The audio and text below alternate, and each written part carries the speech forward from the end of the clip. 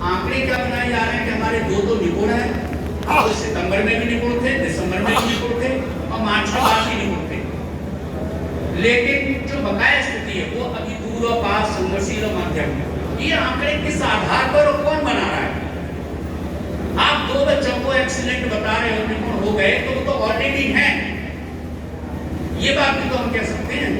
वो तो आपका टीचर का प्रयास कम रहा उसके साथ, उसने केवल एनवायरमेंट दिया उस बच्चे को, लेकिन हमने उसको जाकर के ये नहीं कहा कि हमको बहुत बड़ा ट्रीटमेंट देना पड़ा। अगर आपका जो एवरेज ग्रुप है उसमें जाके आपने स्टडी करके बच्चों को तैयार किया तो माना जाएगा कि टीचिंग प्रोसेस संचालित की गई।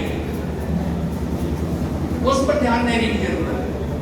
अब आंकड़े तो बहुत सारे तैयार किए जा रहे हैं, लेकिन हमारा जो वास्तविक ग्रुप है जिस पर हमें फोकस करना है उस पर हम कहाँ ध्यान दे रहे हैं? निपुण बनाना बहुत मुश्किल काम नहीं है, और ज्यादातर हमारे 70%, 60% बच्चे हमारे इस समय जो हमारी तालिकाएं दी हुई हैं उसमें से वो दक्षताएं प्राप्त कर चुके हैं। मैंने खुद स्टडी किया है। जो दक्षताएं हमारी निपुण तालिकाएं में दी गई हैं उनमें से वो प्राप्त कर चुके हैं, पर टीचर उनको प्रदर्शित नहीं कर रहे हैं। बात करिए। और जो बची हुई दक्षताएं हैं आप टीचर के काम को आसान करा सकते हैं यदि आप निपुण तालिका को फोकस करेंगे। और मान के चलिएगा अगर आप किसी आवंटित स्कूल को अगर आप स्टडी कर रहे हैं जिस संपूर्ण शिक्षक के रूप में, तो 3 चीजें देखिए: निपुण तालिका, शिक्षक डायरी और संदर्शिका, तीनों का मिलान कर लीजिए। आप देखते होंगे कि शिक्षक डायरी में आपके शुरू में 3 कॉलम होते हैं: कक्षा, विषय और लर्निंग आउटकम।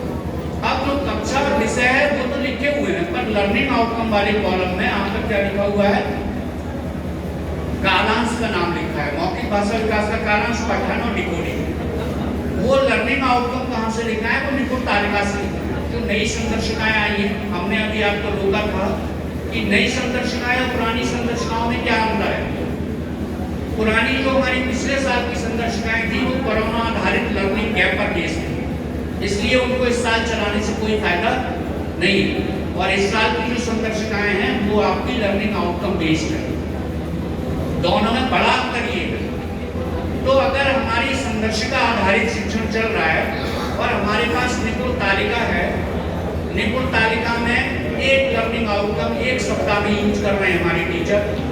ये कहा भी गया है इस बार जो लर्निंग आउटकम है, एक लर्निंग आउटकम के साथ 3 शिक्षण उद्देश्य जोड़े गए, यानी 1 सप्ताह में हमारे टीचर को 3 शिक्षण उद्देश्य प्राप्त करेंगे तो एक लर्निंग आउटकम प्राप्त हो जाएगा। तो टीचर को बोलिएगा कि इस बार जो आपने मौखिक भाषा विकास का कालांश लिखा, इस सप्ताह कौन सा लर्निंग आउटकम पर काम किया जा रहा है। और वो टीचर तब तक आगे नहीं बढ़ा जब तक कि उसने सारे बच्चों को लर्निंग आउटकम प्राप्त नहीं करा, और 1 सप्ताह में ये पूरी तरह पॉसिबल है। अगर आप एक अक्षर 1 सप्ताह पढ़ा रहे हो बच्चे को, तो कितना भी बुद्धू बच्चा सही, उसको हर तरीके की एक्टिविटी से एक अक्षर को सिखाया जा रहा है, तो कैसे पॉसिबिलिटी नहीं है कि वो लर्निंग आउटकम प्राप्त नहीं हुआ। अधिकांशतः शिक्षक ये शिकायत करते रहते हैं कि साहब बच्चे सीखते नहीं, ये पॉसिबल ही नहीं। कभी बच्चा गलत नहीं होता, अगर गलत कहीं भी होगा तो सदैव टीचर होगा। हमने ऐसी परिस्थितियां क्रिएट नहीं की कि वो बच्चा हमारे उस लर्निंग एनवायरनमेंट को, टीचिंग एनवायरनमेंट को एक्सेप्ट कर पाए। तो लर्निंग आउटकम एक को लिखवाइए टीचर डायरी में, और लर्निंग आउटकम लिखा हुआ है तो हम समझ जाएंगे कि मौखिक भाषा विकास के कालांश में जो आपका कालांश चल रहा है, जो टॉपिक का नाम है, वो वास्तव में इस लर्निंग आउटकम से जुड़ा हुआ है।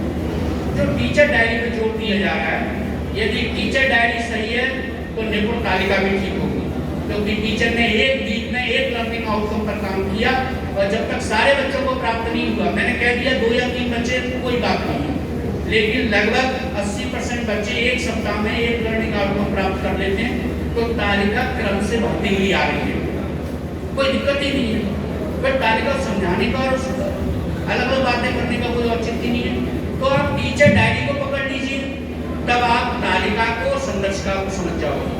आप तालिका पकड़ लीजिए तो टीचर डायरी को समझ जाओगे। इन तीनों के साथ वो कॉम्बिनेशन है। तो मुझे आपके साथ लर्निंग आउटकम, संदर्शिका आधारित शिक्षण और आपकी व्यवहार शैली के साथ जो आपकी पहचान है, यदि आप में थोड़ी सी आप व्यवहार करते अगर आप आप एज ए रिसोर्स पर्सन के रूप में न्याय पंचायत स्तर पर काम कर रहे हैं और आपका अगर थोड़ा पेडागोजिकल बिहेवियर हमारे टीचर्स के साथ हो जाए तो उनको भी फायदा होगा और आपके भी काम में एक झलक दिखाई देगी कि आपके प्रयास कितने ठीक है।